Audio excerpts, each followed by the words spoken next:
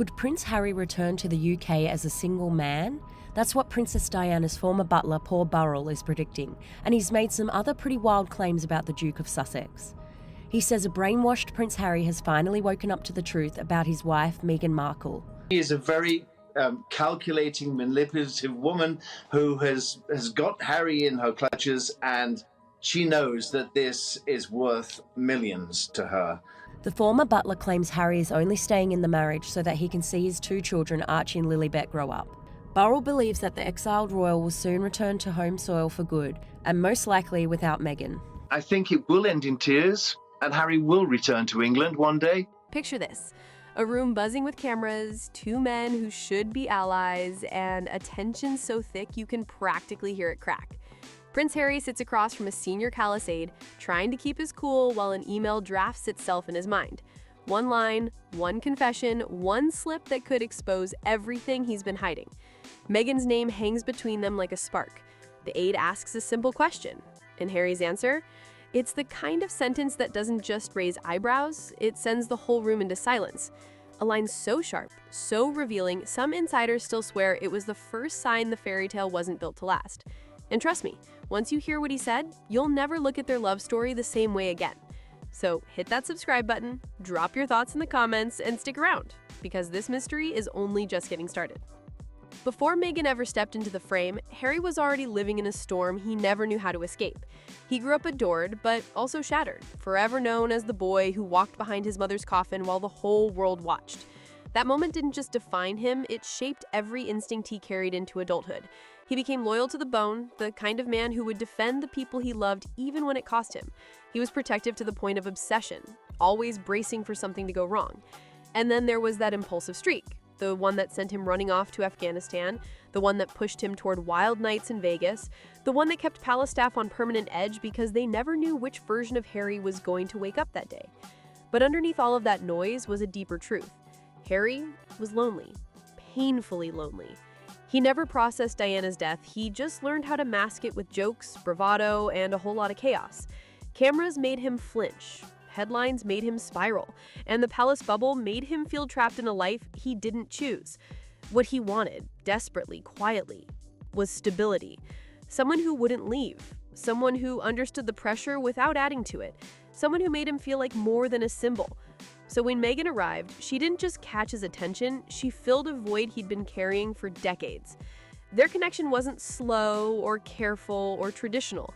It was instant, electric, the kind of chemistry that burns fast and bright and makes everyone around them whisper, "This is different." Meghan entered his world with this bold, breezy confidence that made people stare. She wasn't timid, she wasn't overwhelmed, she wasn't bending herself to fit royal expectations. She walked into private dinners and palace corridors like she belonged there. And honestly, Harry loved that.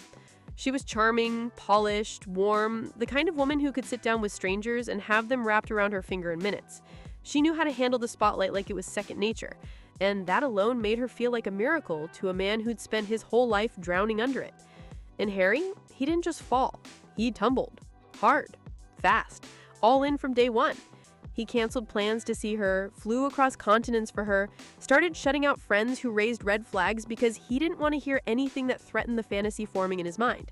To him, Meghan was not just a girlfriend. She was the lifeline he'd been begging the universe for, the certainty he'd been missing, the validation he'd been craving. She made him feel chosen, seen, protected. And for a man who spent most of his life feeling exposed and misunderstood, that feeling was intoxicating. Their romance moved at a speed that terrified the palace. Private dates, secret getaways, late-night calls that stretched until dawn. Within months, Harry was telling people she was the one. And with every step forward, the old Harry, the reckless prince, the wounded son, the lost young man, started disappearing into the relationship. Because for the first time in a long time, he thought he'd found a love strong enough to fix the parts of him he never fixed himself. A love that felt like destiny. A love that felt like rescue. A love that, whether either of them knew it or not, was about to rewrite the royal story forever. Early 2018 should have been the calm before the royal wedding storm. Rehearsals, fittings, seating charts, nothing more dramatic than deciding which distant cousin gets shoved in the back row. But inside the palace, something felt off. Staff couldn't explain it, but the atmosphere shifted. Harry started moving differently, tense, jumpy, almost paranoid. He was snapping at aides over tiny mistakes, cutting meetings short, pacing halls like he was waiting for something to erupt. And no one knew why. On the surface, February looked boring. Meghan was smiling at events, Harry was doing engagements, everything looked polished and safe. But behind closed doors, courtiers whispered that Harry seemed like a man carrying a secret bigger than the wedding itself. Then came the moment no one forgets. The email. An official, typed, documented message that wouldn't stay private for long because one day it would end up in court. Staff remembered the sound of phones dinging at the same time, people opening the message and freezing like statues. And right in the middle of Harry's formal wording, they found the sentence, the one that still echoes years later like a warning shot. I can't begin to tell you what it will say about the institution if this isn't resolved before the baby's arrival and the wedding. The baby's arrival.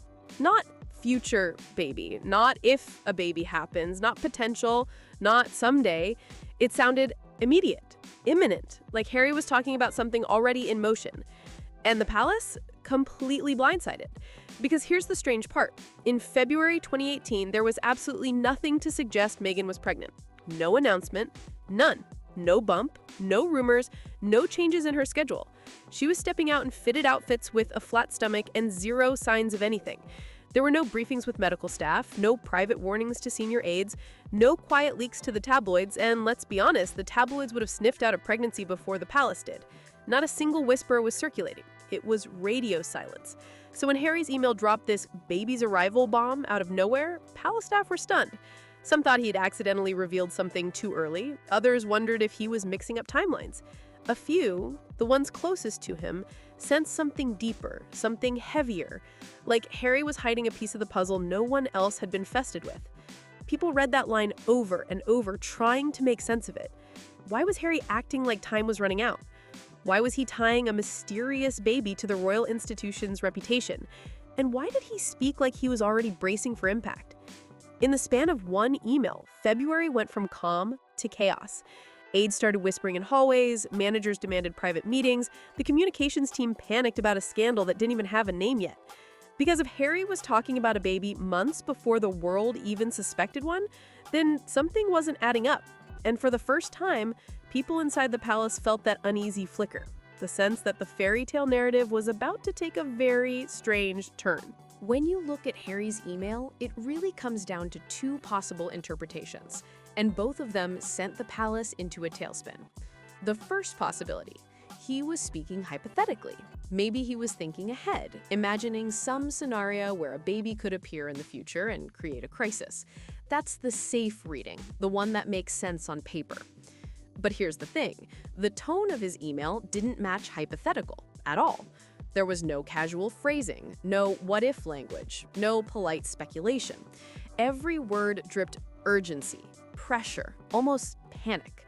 The way he phrased it, you could feel him pressing the issue across the page, like he was counting seconds, like the clock was already ticking. That's when the second possibility comes into play, the one that made the palace staff actually freeze in their chairs. Harry wasn't imagining a baby. He was acting as if a baby already existed. And if that were true, it meant he was operating with information no one else had, thinking about a life-altering event that hadn't been confirmed by doctors, whispered by insiders, or even hinted at publicly. The palace had no context for what he was saying, and the urgency in his tone made it feel real. It wasn't some dry administrative warning. It was emotionally charged, demanding immediate attention, impossible to ignore. Behind closed doors, staff scrambled, trying to make sense of it. Meetings were called, aides whispered in hallways, senior managers muttered over the implications. Nobody had reports, nobody had medical updates, nobody had a single clue to back up what Harry was insisting had to be resolved before the baby arrives. It was as if he'd planted a ticking time bomb in their inboxes and disappeared, leaving the palace to figure out when it would go off and whether anyone could stop it. The sense of confusion was total. The palace had been thrust onto a countdown with no timer, no instructions, and no explanation. Every assistant and communications officer felt the pressure seeping into their own work. Every public event, every press interaction suddenly carried an invisible weight because if Harry's warning was accurate, then there was a crisis looming that no one else could see. And that's what made the whole situation so surreal. The most disciplined, meticulously managed institution in the world was being forced to react to a panic only one man seemed to understand. The air was tense, whispers bounced off marble corridors, and even the most experienced aides felt that sinking feeling, like the fairy tale was quietly turning into something no one could prepare for. All because of one sentence in an email that hinted at a reality that might not even exist, or that only Harry believed did. Royal weddings are supposed to unfold like clockwork. Years of meticulous planning, committees arguing over every guest, dress fittings that take months, security details rehearsed down to the minute. Everything is carefully choreographed to appear seamless, effortless, and timeless. But in early 2018, Harry wasn't interested in tradition or slow pacing. He wanted it done in months, not years. And suddenly, the palace was scrambling to keep up with a schedule only he seemed to hear ticking.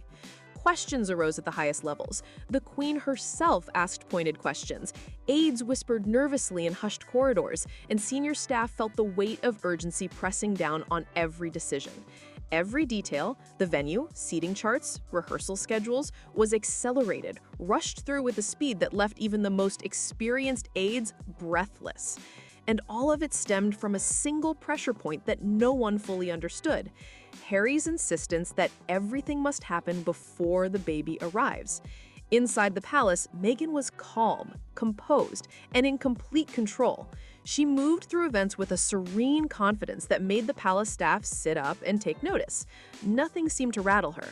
Every smile, every carefully chosen word, every graceful gesture reinforced a sense of poise that contrasted sharply with Harry's fraying nerves.